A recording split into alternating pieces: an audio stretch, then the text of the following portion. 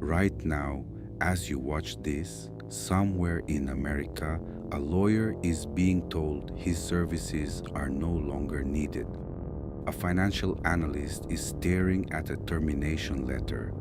A project manager just got a calendar invite titled Final Meeting, not because the company is struggling, not because of a recession, because a machine learned their job in a weekend. This is not a warning about the future. This is a report from the present. And by the end of this investigation, you will understand exactly what is being built and why almost nobody is allowed to talk about it. In February 2026, two AI models were released to the public simultaneously. Within 48 hours, Reddit collapsed under the weight of panic. Software engineers, accountants, marketing directors, all asking the same question: is my job already gone? The answer is more complicated than yes or no, but one number tells you everything you need to know: 20 million. That is the number of American workers whose jobs can already be fully automated by AI systems that exist today. Not tomorrow, not in 10 years. Today, and the people building these systems know it. Mustafa Suleiman is the chief of AI at Microsoft. In early 2026, he sat down for an interview with the Financial Times. What he said was not a prediction, it was a schedule. He stated directly that most tasks performed by lawyers, accountants, project managers, and marketing professionals will be fully automated by artificial intelligence within the next 12 to 18 months. Not replaced partially, not assisted, fully automated. This is not a fringe voice. This is not a conspiracy. This is the man responsible for deploying AI across one of the largest corporations on earth. When the architect of the system tells you what it will do, it is worth listening. In the first 6 weeks of 2026 alone, 30,000 jobs in the tech sector disappeared. Companies announced these cuts with familiar language: restructuring, optimization, strategic realignment. But a survey of 1,000 hiring managers revealed something darker.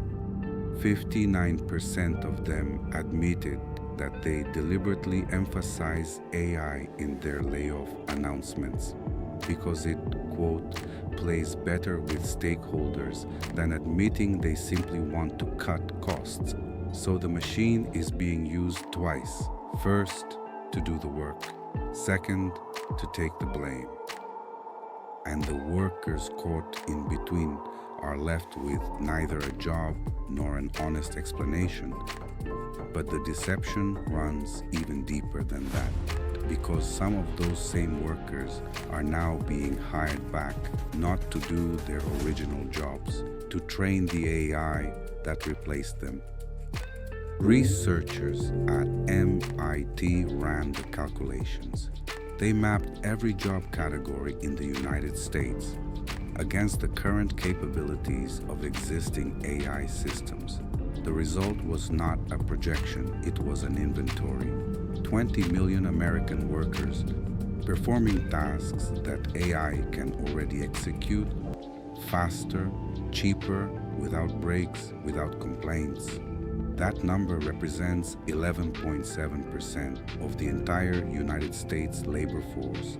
Gone, not in theory, gone in capability. The infrastructure to replace them already exists. What remains is only the decision of when. But something unexpected is happening. The resistance is not coming from labor unions. It is not coming from governments. It is coming from inside the machine itself. A petition demanding a prohibition on the development of superintelligence has now gathered nearly 135,000 signatures. The names on that list are not protesters in the street. Jeffrey Hinton, the man known as the godfather of AI. Steve Wozniak, co-founder of Apple.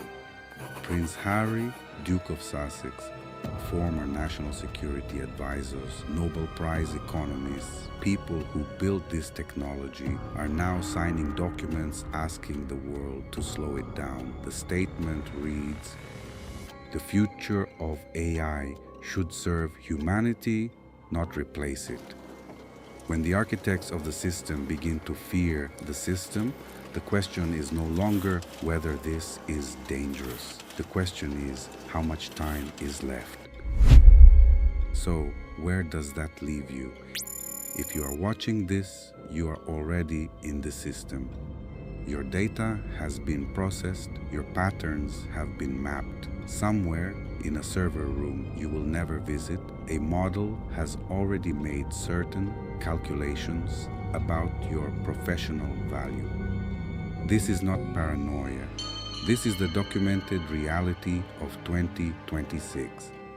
The question is not whether AI will affect your life. The question is whether you will understand it before the decision is made for you. Knowledge is the only infrastructure that cannot be automated, and that is exactly why you are here. This has been Neural Ledger. Archive entry open. If this investigation reached you, subscribe, because next week we go deeper. The companies that claim AI will create more jobs than it destroys. We found the internal documents, and the numbers do not match the press releases. The ledger does not lie.